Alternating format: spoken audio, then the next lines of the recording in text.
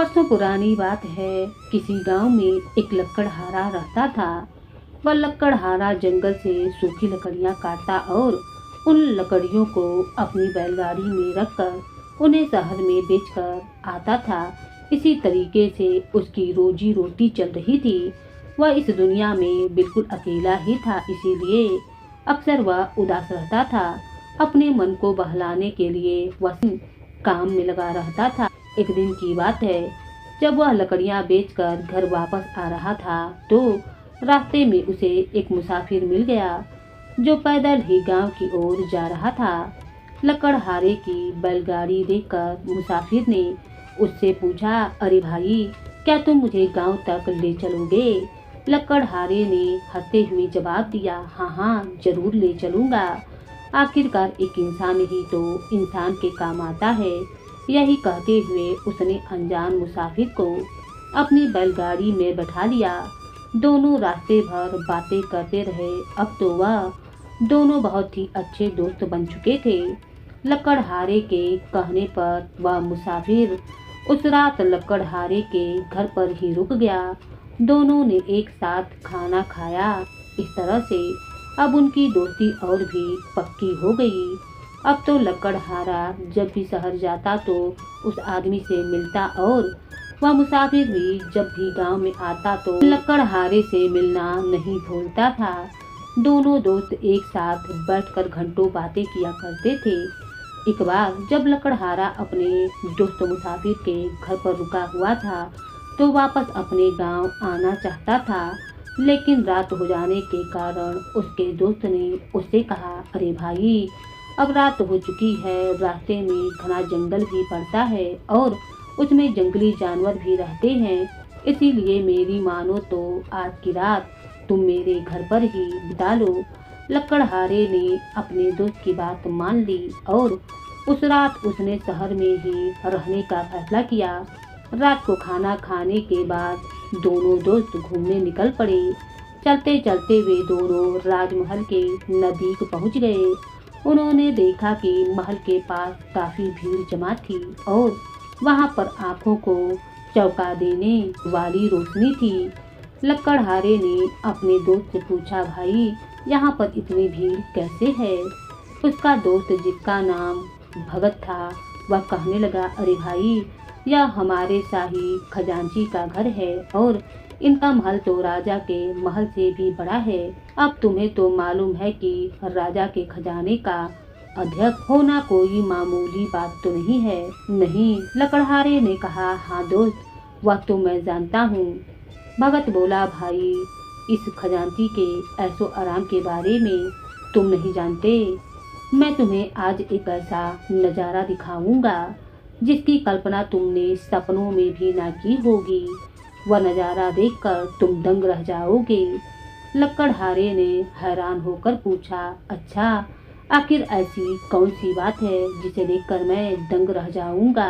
भगत ने जवाब दिया, भाई, आज रात को खजांची साहब जब भोजन करेंगे तो हजारों लोग उनके दर्शन करेंगे। लकड़हारे ने सोचने के अंदाज में अपने दोस्त की तरफ देखा और पूछने लगा, अरे भाई, लोग किसी को भोजन करते हुए भला क्यों देखना चाहेंगे? भगत ने उसे समझाते हुए कहा, भाई, जब हमारे खजांची साहब यहाँ पर खाना खाएंगे तो वह नज़ारा देखने लायक होता है। हमारे खजांची का कहना है कि ईश्वर ने यह जमीन हमें दिया है तो वह ठाट बाट से जीने के लिए दिया है, इसीलिए वह दिल खोल कर धन खर्च करता है। उसका मानना है कि धन जमा करने के लिए नहीं होता, वह सिर्फ अपने विचारों से ही नहीं बल्कि अपने कर्मों से भी बहुत ऊंचे हैं। उनका कहना है कि आदमी को अपने मरने से पहले अपनी सारी दौलत का इस्तेमाल कर लेना चाहिए। आखिर इस शरीर का क्या भरोसा या कब साथ छोड़ जाए। यही बात है कि खजांची खूब ऐशो आराम से रहते हैं। जिस माह के बाहर बैठकर वह भोजन करते हैं उसका सारा फर्श सोने का बना हुआ है। कहा जाता है कि इस फर्श को बनाने में उन्होंने पूरी 1 लाख सोने की असरफियाँ खर्च की हैं। इतना ही नहीं, वह जिन बर्तनों में खाना खाते हैं वह भी सोने के बने हुए हैं। जिन बर्तनों में खाना बनाया जाता है वह भी सोने के ही हैं। दोस्त, यह नज़ारा सिर्फ पूर्णिमा की रात को ही देखने को मिलता है। जब पूर्णिमा के चांद की सोने जैसी किरणें सोने के फर्श पर पड़ती हैं तो उसे देखकर ऐसा लगता है जैसे धरती पर एक और चांद उतर आया हो। खजांची सोने के फर्श पर बैठकर सोने के बर्तनों में खाने का मजा लेता है। यह देखकर आसपास खड़ी जनता उसकी जय जयकार करने लगती है। अपने दोस्त की यह बातें सुनकर लकड़हारा उस नज़ारे को देखने के लिए बड़ा ही उत्साहित हुआ। उसने आज तक ऐसी विचित्र प्रवृत्ति वाला आदमी नहीं देखा था। अपने दोस्त के कहने पर लकड़हारा उसके साथ चल दिया।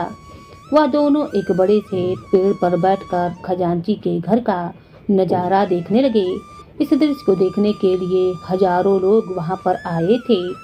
सभी लोग सोच रहे थे कि खजांची साहब कितने खुशनसीब हैं जो यह इतने स्वादिष्ट और अलग अलग तरह के पकवानों का सोने के बर्तनों में मजा लेंगे। चारों तरफ लोग बस यही बातें कर रहे थे। सबकी निगाहें चमकते हुए सोने के फर्श पर लगी हुई थीं। आकाश में पूर्णिमा का चांद मुस्कुरा रहा था। सभी लोग इसी बात का इंतजार कर रहे थे कि कब खजांची सोने के फर्श पर बैठकर खाना खाएगा। दूसरी तरफ खजांची के चेहरे पर घमंड की झलक साफ साफ दिखाई दे रही थी। वह जानता था कि उसे देखने के लिए हजारों लोग इकट्ठा हुए हैं। खजांची की सोच थी कि खाओ पियो और मौज करो। आखिर में तो इस दुनिया से खाली हाथ ही वापस जाना है। असल में खजांची को खाने पीने का बहुत ही शौक था। उसके रसोइये तरह तरह के पकवान बन रहे थे। पकवानों की सुगंध दूर दूर तक फैल रही थी। खजांची साहब खुशी में डूबे हुए वहीं पर इधर उधर टहल रहे थे। वह कभी कुछ गुनगुनाने लगते, कभी अपने नौकरों से कुछ कहते तो कभी मुस्कुराते और कभी कभी तो वह जोर जोर से हंसने लगते। उसे देखकर ऐसा लगता था मानो दुख और गम नाम की उसकी जिंदगी में कोई चीज ना हो, बस हर तरफ सुखी सुख हो। खजांची की ऐसी जिंदगी को देखकर लोग बहुत ही खुश हो रहे थे। कोई उसे देखकर भगवान से यह प्रार्थना करता था कि अगले जन्म में उसे भी ऐसा ही सुख मिले। जब भोजन बनकर तैयार हो गया तो एक नौकर ने आकर कहा, मालिक खाना तैयार हो गया है, चलिए हम भोजन परोस देते हैं। खजांची ने कहा, बहुत अच्छा, चलो मैं चलता हूँ। नौकरों ने चौकी लगा दी। एक नौकर परात लेकर आया और पानी में उसने खजांची के हाथ धुलवा दिए। दूसरे ने हाथ पोंछने के लिए एक कपड़ा दे दिया। इसके बाद खजांची भोजन करने के लिए बैठ गया। चमकते हुए फर्श पर चंद्रमा की किरणें अलग ही नज़ारा पेश कर रही थीं। चंद्रमा की किरणें जब फर्श पर टकराकर खजांची के चेहरे पर पड़ती तो ऐसा लगता मानो किसी दूसरी ही दुनिया का नज़ारा हो, जहाँ पर सब कुछ सोने का बना हुआ हो। देखने वालों के मुंह से बस यही शब्द निकल रहे थे, वाह क्या बात है। कुछ लोगों ने कहा, अरे भाई ऐसा नसीब सबका नहीं होता। इस तरह की बातें करते हुए लोग खजांची को भोजन करते हुए देख रहे थे। सभी लोग उसी के गुणगान गा रहे थे। लकड़हारे का दोस्त भगत एकटक खजांची को देखे जा रहा था। तभी लकड़हारे को न जाने क्या सूझा। वह अपने दोस्त भगत को झकझोरकर बोला, दोस्त जरा मेरी बात सुनो। देखो भाई, इस तरह की पूर्णिमा की रात में इस खजांची के घर पर मैं भी एक बार भोजन करना चाहता हूँ। भगत ने हैरान होते हुए कहा, अरे भाई तुम कैसी बातें करते हो। लकड़हारा बोला, तुम चाहे कुछ भी कहो, मैं ऐसा जरूर करूँगा। बिना अपनी इस इच्छा को पूरा किए मुझे अब चैन नहीं मिलेगा। भगत ने कहा, भाई तुम बेकार की बातें करते हो। इस तरह का पागलपन बिल्कुल भी ठीक नहीं। कहाँ पर राजा भोज और कहाँ पर गंगू तेली। दोस्त मैं तो ऐसा जरूर करूँगा। भगत बोला, ऐसा भला कैसे हो सकता है। मुझे तो यह असंभव लगता है। लकड़हारे ने कहा, क्या तुम मेरे सच्चे दोस्त नहीं हो? इस काम में सिर्फ तुम ही मेरी मदद कर सकते हो। मैं भला क्या कर सकता हूँ? चाहे कुछ भी करो दोस्त, तुम मुझे उस खजांची से मिलवा दो, शायद कुछ बात बन जाए। भगत बोला, अरे भाई, उससे मिलकर भला क्या होगा? दोस्त, कोशिश करने में क्या हर्ज है? मेरे लिए कम से कम एक बार तो तुम मुझे उससे मिलवा ही दो। अगर मेरी इच्छा पूरी ना हुई तो मैं पागल हो जाऊंगा। ऐसी जिद को मैं सिर्फ एक पागलपन ही कहूँगा। मेरा कहा मानो और इस ख्याल को अपने दिल से निकाल दो और चुपचाप अपने घर चले जाओ। इस तरह के ख्याली पुलाव बनाना छोड़ दो। लकड़हारा बोला, मुझे तुमसे ऐसी उम्मीद ना थी मित्र। चाहे तुम मेरी मदद करो या न करो, लेकिन मेरा फैसला अब अटल रहने वाला है। वह टलने वाला नहीं है। जब तक मेरी इच्छा पूरी ना होगी मैं लौटकर घर वापस नहीं जाऊंगा। भगत बोला, दोस्त, तुम तो बहुत ही जिद्दी हो। अब मैं तुम्हारा सच्चा दोस्त बन गया हूँ, इसीलिए तुम्हारी मदद करना अब मेरा फर्ज बनता है। मैं खजांची के पास जरूर जाऊंगा। इतना कहकर भगत चुप हो गया, क्योंकि उसके दिल में तरह तरह के विचार आ रहे थे। वह सोचने लगा कि आदमी के दिमाग का भी क्या कहना। कहाँ यह गरीब लकड़हारा जो लकड़ियाँ काट कर अपना पेट भरता है, और कहाँ वह राजा का खजांची जिसके पास गरीबी नाम की कोई चीज नहीं है। इस लकड़हारे के मन में आखिर ऐसी क्या बात आई? कहीं इसका बुरा समय तो नहीं आ रहा? क्योंकि कहा गया है कि विनाश काले विपरीत बुद्धि। दूसरी तरफ खजांची के नौकर सभी लोगों से कहने लगे, साथियों, अभी हमारे खजांची साहब भोजन शुरू करेंगे। आप सभी जानते हैं कि इस भवन का फर्श सोने का बना हुआ है। उनके बर्तन भी सोने के बने हुए हैं। खजांची साहब के लिए पूरे 36 तरह के पकवान बनाए जाते हैं। उनका भोजन दुनिया के किसी भी आदमी से सबसे बेहतरीन होता है, क्योंकि खजांची साहब मानते हैं कि यह शरीर आदमी को सुख भोगने के लिए मिला है। इसीलिए आदमी को ना चाहिए कि वह ज़्यादा से ज़्यादा सुख भोगे, क्योंकि न जाने कब यह शरीर साथ छोड़ जाए। तभी शाही खजांची वहाँ पर आया और सभी लोग उसकी तरफ देखने लगे। इधर लकड़हारा एक बार फिर से अपने ख्यालों में खो गया, मानो वह सांस रोककर सब कुछ देख रहा था। कभी वह खजांची के महल के सोने के फर्श को देखता, तो कभी सोने के बर्तनों को, तो कभी खजांची के सामने रखे हुए तरह तरह के पकवानों को। वह अपनी कल्पनाओं में खो गया और सोचने लगा कि वह एक बेशकीमती पोशाक पहने हुए खुद खजांची की जगह पर बैठा हुआ है।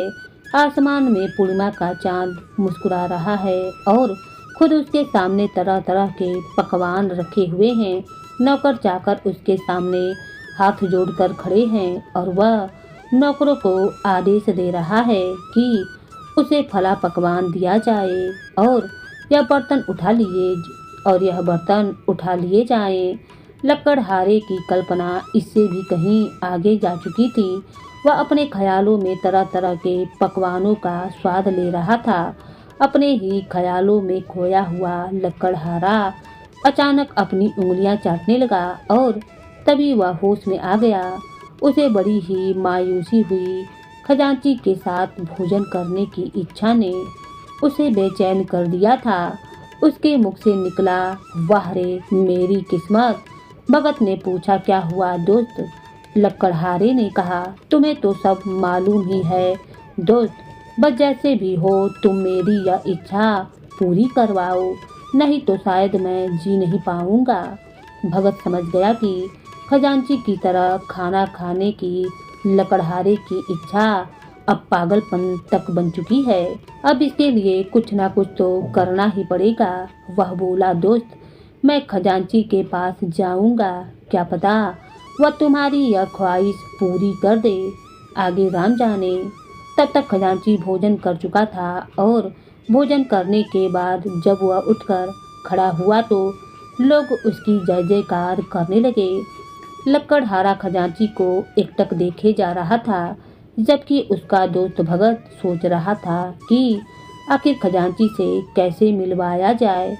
अचानक उसे ख्याल आया कि उसका एक दोस्त साई खजांची की रसोई में रसोइये का काम करता है। अब उसे कुछ आशा बंधी कि शायद काम बन जाए। डूबते को तिनके का सहारा होता है। किसी उम्मीद से वह अपने उस दोस्त को खोजने लगा। आखिरकार वह दोस्त तक जा पहुंचा जो साई खजांची की रसोई में काम करता था। रसोइये ने उससे पूछा, कहो मित्र, कैसे आना हुआ? क्या कोई खास काम है? तब भगत ने कहा, क्या बतलाऊं भाई, एक बड़ी ही समस्या आ गई है। बड़ी उम्मीद लेकर हम लोग तुम्हारे पास आए हैं। बताओ मित्र, मैं तुम्हारी क्या सेवा कर सकता हूँ? अगर मैं तुम्हारे किसी काम आ सकूँ तो मुझे बहुत ही खुशी होगी। भगत ने कहा, मित्र, मुझे राजा के खजांची से मिलना है। यही कहते हुए उसने लकड़हारे की इच्छा के बारे में रसोइये को सब कुछ बता दिया। रसोइया बोला, दोस्त, तुम्हारी यह समस्या तो सचमुच बड़ी ही अजीब है। तुम्हारा काम बनेगा या नहीं यह तो मैं नहीं कर सकता, लेकिन हाँ, मैं तुम्हें अपने मालिक से मिलवा सकता हूँ। ठीक है मित्र, तो तुम मुझे अपने मालिक के पास ले चलो, शायद बात बन जाए। कोशिश करने में क्या हर्ज है। और फिर रसोइया उन दोनों को शाही खजांची के पास ले गया। खजांची साहब भोजन करने के बाद आराम करने के लिए जा रहे थे। अपने रसोइये के साथ दो अजनबी लोगों को देखकर उन्हें कुछ हैरानी हुई और वह बोले, कहो क्या बात है, और यह दोनों कौन हैं? रसोइया बोला, मालिक, यह दोनों मेरे मित्र हैं और आपके पास किसी खास काम के लिए आए हैं। खास काम? कौन सा खास काम? भगत बोला, महाराज, मेरे इस दोस्त को एक अजीब सी सनक सवार हो गई है। लगता है इसका दिमाग कुछ फिर गया है। साई खजांची बोला, भाई साफ साफ बतलाओ, आखिर तुम कहना क्या चाहते हो? हुजूर, यह मेरा दोस्त लकड़हारा है और इसकी एक बड़ी ही अजीब सी इच्छा है जो सिर्फ आप ही पूरी कर सकते हैं। साई खजांची ने पूछा, अच्छा, आखिर ऐसी कौन सी इच्छा है? हुजूर, ये एक बार आपकी जगह पर बैठकर खाना खाना चाहता है। यह सुनकर खजांची गहरी सोच में पड़ गया। काफी देर तक सोचने के बाद वह बोला, सुनो लकड़हारे, अगर तुम्हारी यही इच्छा है तो इसके लिए तुम्हें 3 साल तक मेरे खेतों में काम करना पड़ेगा। बोलो, क्या तुम्हें मंजूर है? लकड़हारा एकदम से बोला, हुजूर, बस मुझे एक बार आपके जैसा भोजन मिल जाए तो मैं उसके लिए कुछ भी करने को तैयार हूँ। यही कहते हुए लकड़हारे ने खजांची के पैरों को छू लिया। खजांची बोला, अरे भाई, तुम तो बहुत ही जिद्दी आदमी मालूम पड़ते हो। देखो, कहना एक बात है लेकिन करके दिखाना दूसरी बात है।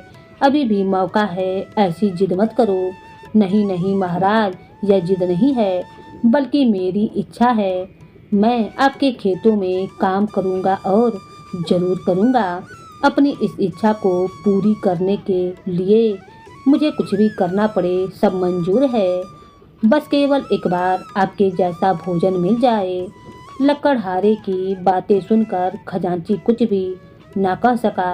वह आश्चर्य में सोच में डूब गया और सोचने लगा कि आखिर यह कैसा इंसान है जो एक बार के भोजन के लिए इतनी कठोर मेहनत करने के लिए भी तैयार हो गया है।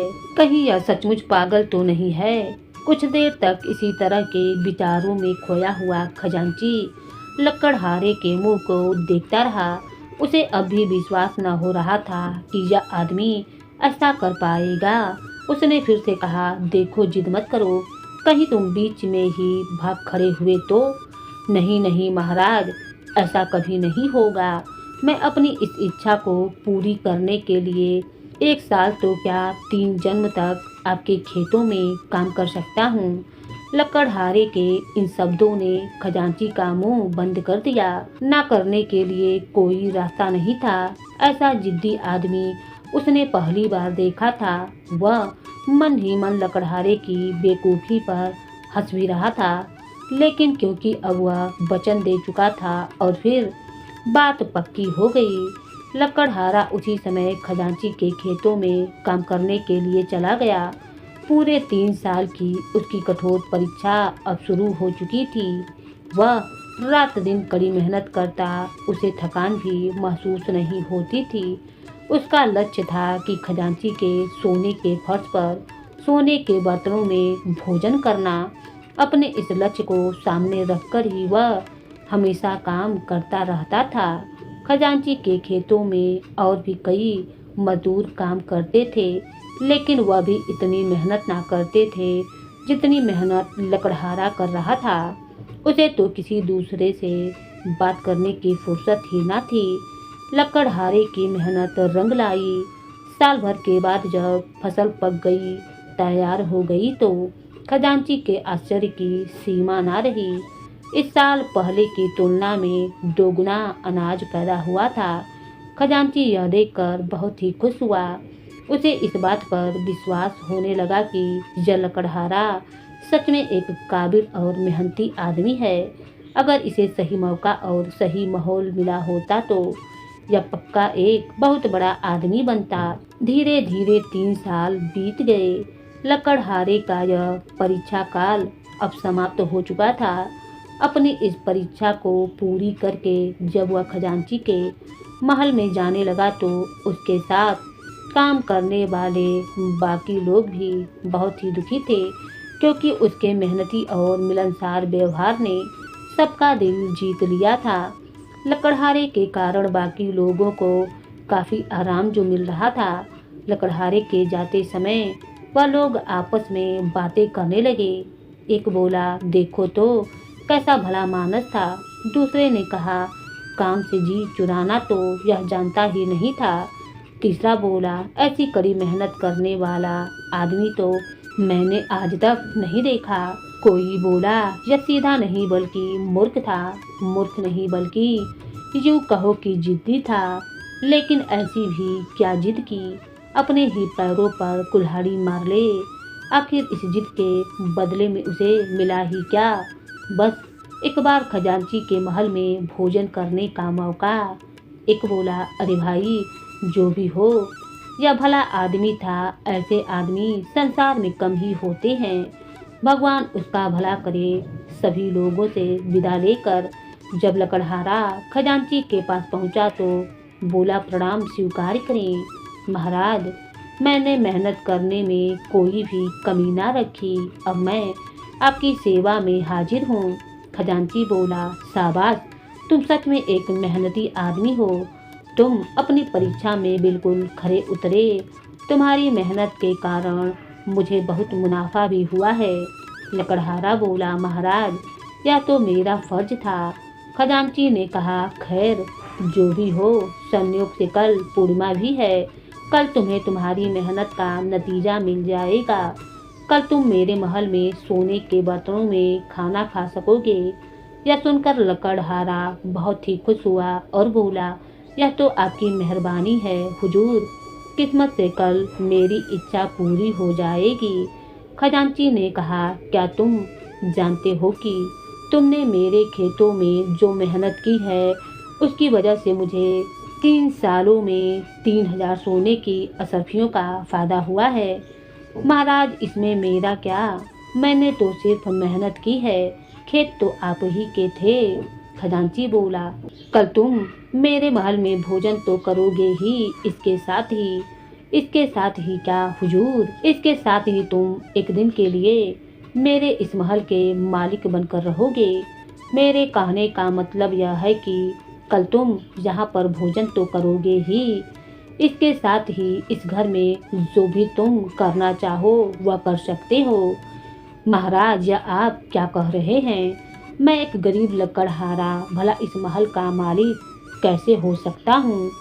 मैंने तो सिर्फ एक दिन के भोजन की शर्त ही रखी थी। देखो भाई, क्या मेहनत की कोई कीमत ना होती?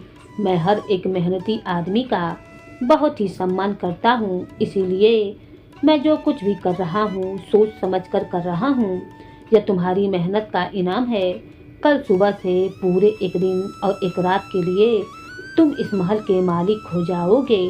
यहाँ पर मौजूद हर आदमी तुम्हारी आज्ञा मानेगा। तुम जो चाहोगे भोजन करो, जिसे चाहो आज्ञा दो, जिसे चाहो दान पुण्य करना चाहो तो कर सकते हो। मुझे इसमें कोई आपत्ति नहीं है। लकड़हारा बोला, नहीं नहीं महाराज, ऐसा मत कहिए, मैं इस लायक नहीं हूँ। खजांची ने कहा, मैंने जो कह दिया सो कह दिया। मैं अपनी कही हुई बात कभी भी वापस नहीं लेता। यही मेरा आखिरी फैसला है। लकड़हारे यही मेरा आखिरी फैसला है। लकड़हारे के मुंह से एक भी शब्द नहीं निकल सका। वह तो बस टुकर टुकर खजांची का मुंह ही देखता रहा। खजांची बोला, कल सुबह से 24 घंटे के लिए तुम इस घर के मालिक रहोगे। यही नहीं बल्कि शाही खजाने पर तुम्हारा पूरा अधिकार होगा। यही खजाने की चाबियां रख लो। इन्हें यही कहते हुए खजांची ने खजाने की चाबियां लकड़हारे को पकड़ा दी। लकड़हारा मंत्रमुग्ध सा होकर उन चाबियों को ले लिया, मानो उसकी जीभ उसके तालू से चिपक गई हो। दूसरे दिन जब लकड़हारा उठा तो वह राजा का खजांची था। उसने शाही पोशाक पहनी और फिर रथ पर बैठकर घूमने के लिए निकल पड़ा। लोग नए शाही खजांची को देखकर बड़े ही हैरान थे। वह उसे प्रणाम करने लगे। उसका वह दोस्त भी उसके साथ बैठा हुआ था। धीरे धीरे शाम हो गई। जिस काम के लिए 3 साल तक लकड़हारे ने कड़ी मेहनत की थी, वह समय अब बिल्कुल नजदीक आ चुका था। रात हुई, पूर्णिमा का चांद आकाश में निकल आया। खजांची का महल चंद्रमा की तरह रोशनी में जगमगा रहा था। रसोइये उसके लिए तरह तरह के पकवान बना रहे थे। कुछ देर के बाद उन्होंने भोजन तैयार कर लिया। अब भोजन का समय हो गया तो रसोइये ने सोने के बर्तनों में सोने के फर्श पर खाना सजा दिया। चंद्रमा की किरणें सोने के फर्श पर पड़ने लगीं तो सभी बर्तन जगमगाने लगे। उधर राजा का खजांची राजा के पास पहुंचा और उसने लकड़हारे की सारी बात राजा को बतला दी। राजा अपने खजांची के साथ भेष बदलकर उसके महल की तरफ चला गया। वे दोनों छिपकर यह देखना चाहते थे कि लकड़हारा आखिर क्या करता है।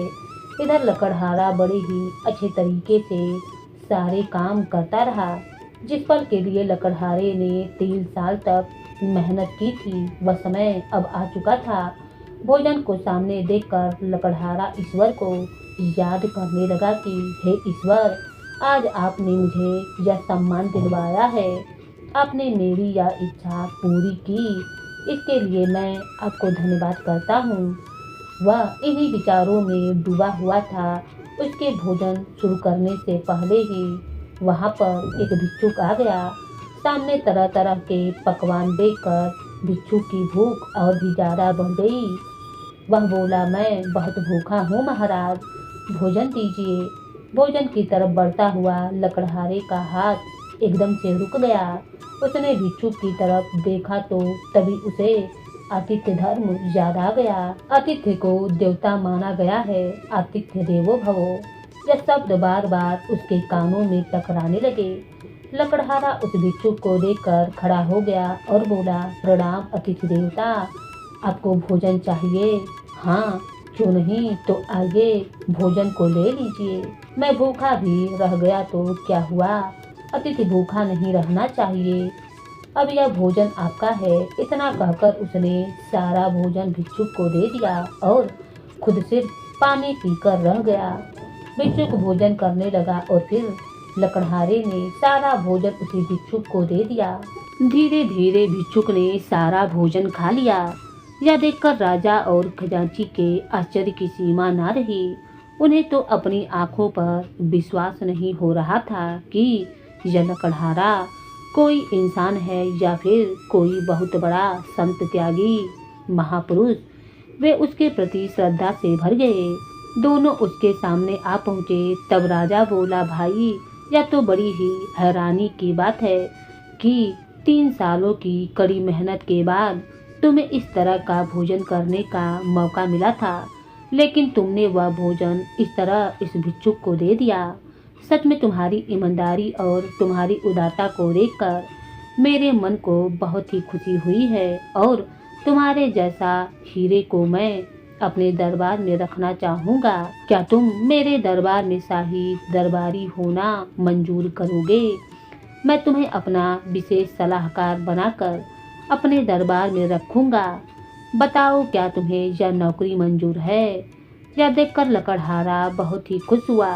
खुशी के मारे उसका गला भर आया। वह बोला, अन्नदाता, मैं तो आपके पैरों की धूल हूँ और फिर आपने मुझे इतना बड़ा पद दे दिया।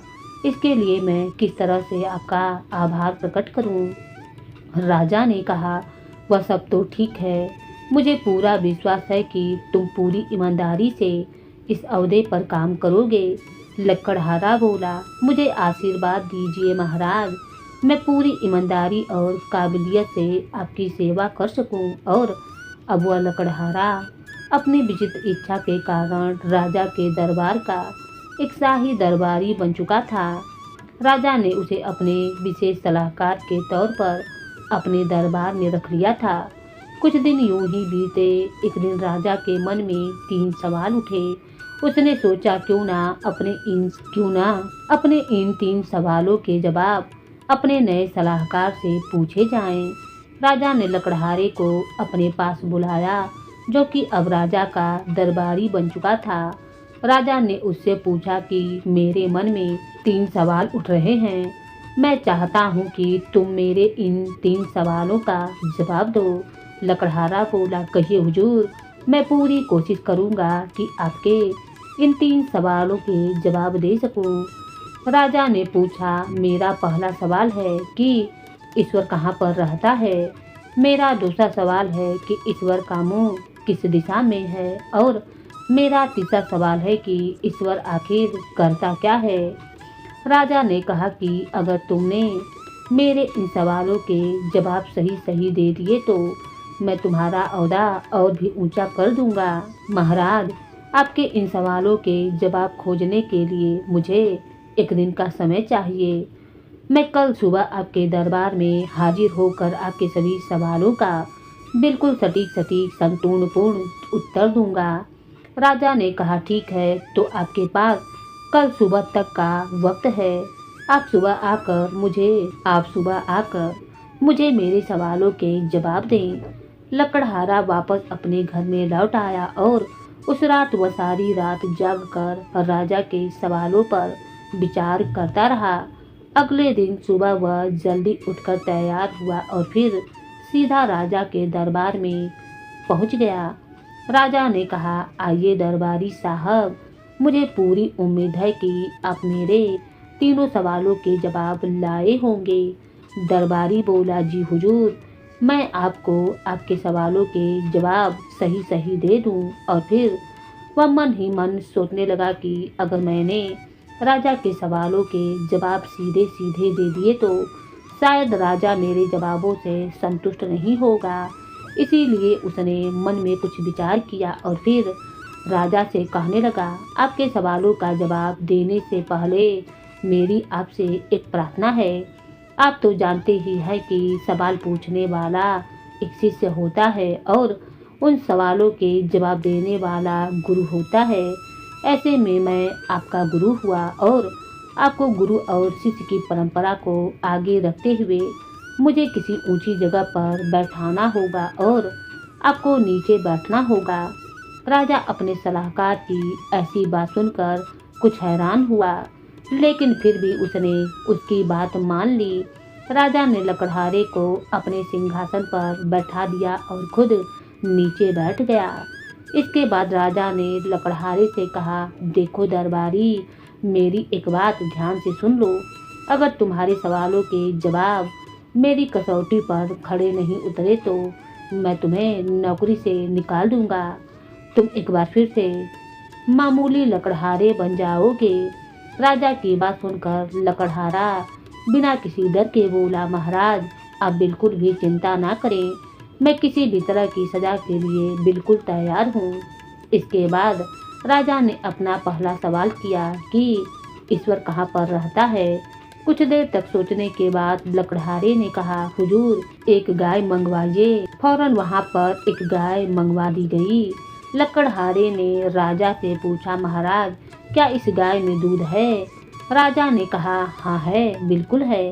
लकड़हारे ने पूछा, कहाँ पर है? राजा बोला, इस गाय के थन में है। लकड़हारा बोला, हुजूर आपका जवाब बिल्कुल गलत है। दूध इस गाय के थन में नहीं बल्कि इसके पूरे शरीर में समाया हुआ है।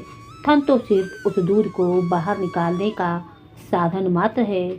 इसके बाद लकड़हारे ने एक लोटे में थोड़ा सा दूध मंगवाया और वह लोटा उसने राजा को दिखाया और फिर पूछा, हुजूर क्या इस दूध में मक्खन है?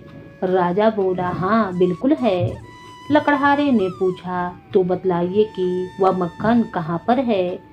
राजा लकड़हारे की इस बात का कोई जवाब नहीं दे सका।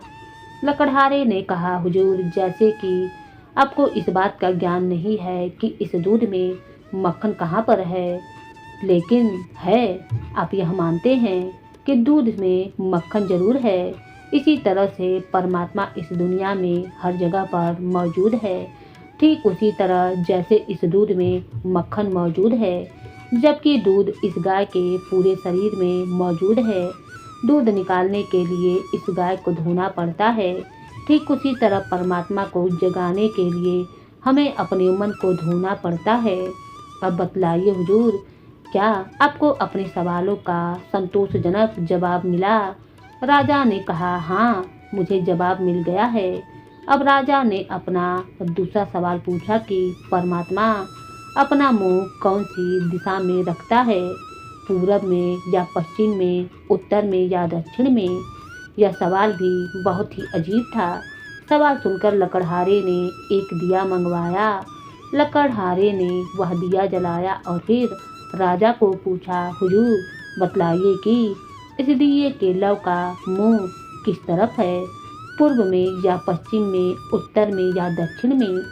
राजा ने जवाब दिया कि इस दिए की लौ का मुंह ऊपर की तरफ है। लकड़हारे ने कहा, बिल्कुल ठीक बात है, लेकिन इसका प्रकाश चारों तरफ बराबर फैलता हुआ है। ठीक इसी तरह परमात्मा भी हर तरह हर दिशा में देखता है। यह जवाब सुनकर राजा बहुत ही खुश हुआ। लकड़हारे के ज्ञान ने उसे काफी प्रभावित किया। अब राजा ने अपना तीसरा सवाल पूछा कि परमात्मा आखिर करता क्या है? तब लकड़हारे ने कहा, हुजूर कुछ दिन पहले तक मैं एक मामूली लकड़हारा था, लेकिन देखिए आज मैं आपकी गद्दी पर बैठा हुआ हूँ, जबकि आप इस गद्दी से नीचे मेरी जगह पर बैठे हैं। परमात्मा बस यही करता है, वह लगातार इस दुनिया में परिवर्तन करता रहता है। वह राजा को रंक और रंक को राजा बना देता है। कभी किसी आदमी को आदर सत्कार मिलता है तो कभी किसी दूसरे को। यह सब बातें करने के बाद लकड़हारा चुप हो गया। राजा को अपने सवालों के जवाब बिल्कुल सही सही मिल चुके थे। अपने दरबारी लकड़हारे की बातों ने राजा पर ऐसा असर किया कि राजा ने उसे अपना मंत्री बना लिया। अब राजा बहुत ही खुश था कि उसने एक बहुत ही अक्लमंद और अच्छे इंसान को अपना मंत्री बना लिया है। तो दोस्तों, यह कहानी मुझे पूरी उम्मीद है कि आपको बहुत अच्छी लगी होगी। इंसान बुद्धिमान होता है और बुद्धिमान के साथ साथ अगर उसमें कड़ी मेहनत और लगन होती है तो वह बड़े से बड़े इम्तहान को पास कर लेता है। इस दुनिया में हिम्मत, ईमानदारी और मेहनत से सब कुछ पाया जा सकता है। यहाँ तक कि अपनी मेहनत और ईमानदारी के बल पर इंसान सब कुछ कर सकता है। इंसान का नसीब उसे बार बार धोखा देता है, लेकिन कड़ी मेहनत और ईमानदारी उसे एक ना एक दिन सफल जरूर बनाती है। जैसा कि आपने देखा, एक लकड़हारा इतनी मेहनत और ईमानदारी करके आज कहां से कहां पहुंच गया। एक लकड़हारे से आज मंत्री बन गया।